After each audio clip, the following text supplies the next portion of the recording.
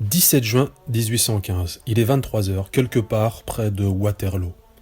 Napoléon se prélasse dans un bain de siège, engourdi par des heures de cheval et irrité par le frottement de ses grosses cuisses, il souffre le martyre. Une vilaine crise hémorroïdaire vient s'ajouter à un tableau clinique déjà très douloureux. On apporte à Napoléon des onguents qui apaisent momentanément son arrière-train, mais le cœur n'y est plus.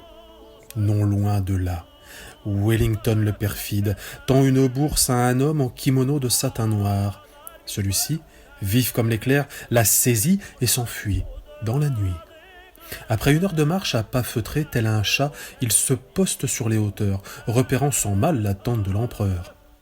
Ce dernier ne le sait pas, mais depuis Austerlitz, le maréchal Ney est un informateur des ninjas. Celui-ci doit uriner discrètement sur la tente de Napoléon, c'est le signal. Devant ce geste déshonorant pour son maître, un soldat de la garde impériale somme le maréchal d'aller s'épancher ailleurs. Mais c'est trop tard. Le guerrier payé par l'Angleterre égorge sans ménagement 3 prétoriens qui parviennent malgré tout à sonner le clairon. Le ninja couvert de sang pénètre sans mal dans la tente, voyant l'empereur dans son plus simple appareil. Surpris, celui-ci saisit une poire à lavement et la jette dans l'œil de l'agresseur. Avec sa chemise mais sans pantalon, Napoléon se défend, il lutte pour sa vie, muni d'un tisonnier. Il écarte les assauts hystériques du ninja aveuglé. La douleur de son siège devenant insupportable, Napoléon s'écroule. Un garde, puis 3, puis 10 finissent par massacrer le guerrier en satin.